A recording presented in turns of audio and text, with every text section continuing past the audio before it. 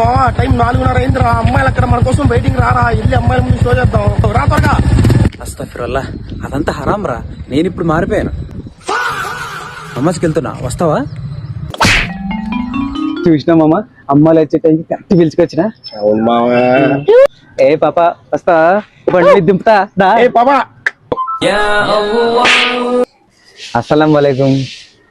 మీ ఇంటి కింద ఉన్నా. ఓకే ఓకే, మాషాల్లా. అతను వస్తున్నాడంట. ఏ బేవర్సి, ఎంతసేపు రా నీకోసం వెయిట్ చేయాలా?